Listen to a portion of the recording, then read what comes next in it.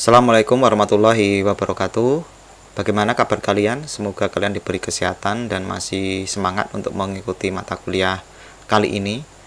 Untuk materi kuliah kali ini, kita akan membahas tentang sistem implementation dan sistem maintenance.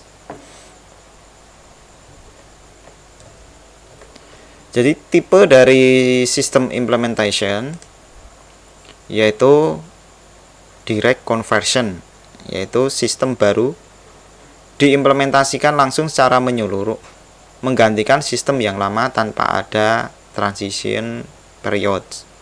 Nah, ini nanti jadi masalah kalau misalkan sistem yang diimplementasikan itu ternyata bermasalah, akhirnya akan mengganggu. Kemudian yang selanjutnya adalah parallel implementation. Jadi sistem yang baru itu digunakan secara bersamaan dengan sistem yang lama. Ini biasanya lebih aman. Jadi kalau misalkan sistem baru itu bermasalah, bisa menggunakan sistem yang lama. Kemudian yang selanjutnya adalah hybrid implementation. Jadi penggantian sistem dilakukan secara bertahap, per subsistem atau per modul atau per bagian. Tergantung dari organisasi tersebut itu mengimplementasikan yang model seperti ini. Semuanya ada untung, ada kekurangan dan ada kelebihannya, atau ada untung ada ruginya. Selanjutnya adalah technical system implementation.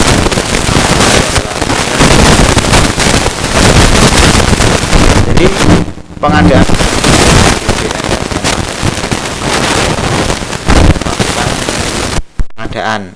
software ya.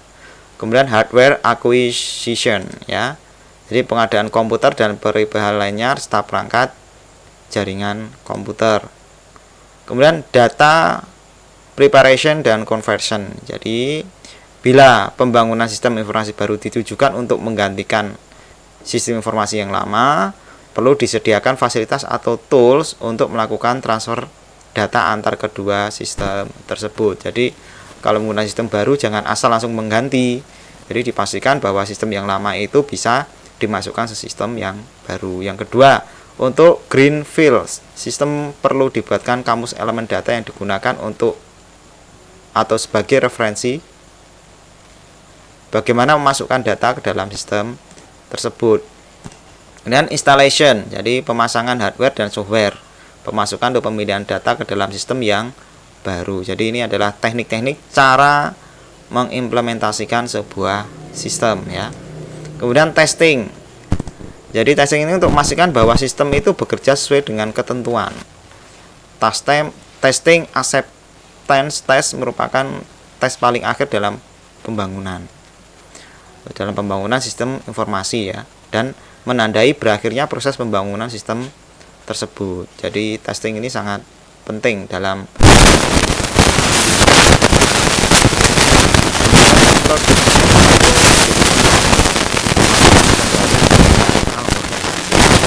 sampai bahwa sistem yang baru ini ternyata hasilnya bagus, tapi tidak bisa digunakan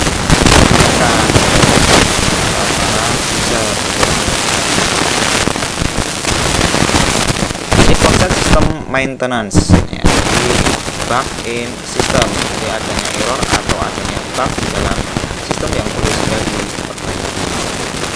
Change in proses organisasi itu dinamis selalu berubah ya, dan perubahan dalam proses organisasi adalah hal yang biasa.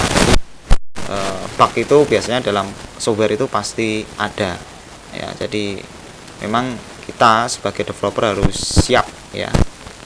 Kemudian yang selanjutnya adalah technical problem with hardware and software. Jadi masalah pada hardware dan software, seperti sistem performa yang kurang baik, respon time rendah dan sebagainya. Mungkin karena memang softwarenya sudah usang atau mungkin hardwarenya yang sudah terlalu lama, maka perlu dianalisis juga itu ya. Kemudian IT system perlu upgrade. Jadi change in the environment ya. Perubahan lingkungan di mana organisasi itu berada, seperti adanya government regulation yang baru. Jadi ini karena ada regulasi yang baru, maka itu sistem harus di-upgrade karena yang lama itu sudah tidak sesuai, atau mungkin karena sudah ada aturan baru, jadi perlu disesuaikan sistemnya.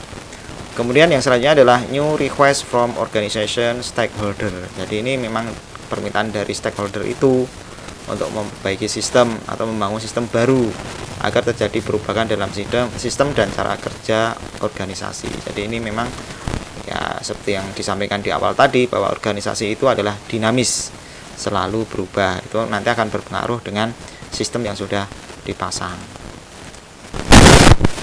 Dan tipe maintenance activity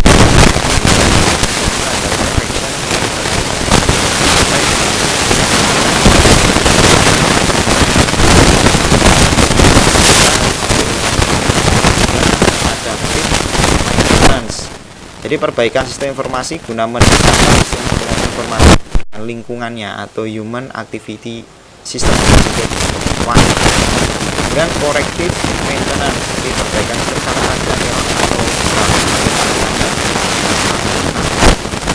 preventative maintenance, jadi perbaikan sistem dengan tujuan agar sistem itu lebih mudah dipelihara, seperti melengkapi dokumen, mengurangi ketergantungan pada IT system, atau bisa dikatakan bahwa sistem itu dibuat lebih fleksibel dan sebagainya.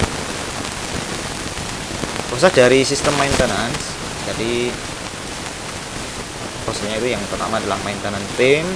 Itu organisasi sebaiknya membentuk tim yang spesial untuk memelihara sistem dan bertanggung jawab untuk melakukan modify, fixing, dan updating IT system. Jadi memang dalam sebuah organisasi itu sebaiknya ada maintenance tim sendiri ya, karena bagaimanapun juga sebuah sistem itu perlu perawatan.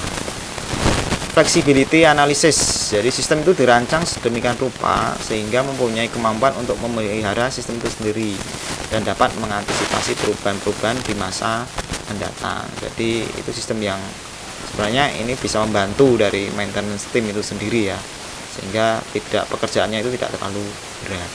Configuration management, IT system configuration itu harus didokumentasikan dengan baik. Setiap ada perubahan menjadi konfigurasi manajemen yang efektif ya. Jadi begitu. Rejuvenation of aging system, jadi perlu disusun rencana untuk upgrade of aging system yang merupakan bagian dari IT strategi. Jadi karena mungkin sistemnya itu sudah kurang bagus, maka perlu dilakukan peningkatan atau upgrading ya. Demikian mata kuliah untuk kali ini. Terima kasih dan berjumpa kembali di mata kuliah selanjutnya. Saya akhiri, wassalamualaikum warahmatullahi wabarakatuh.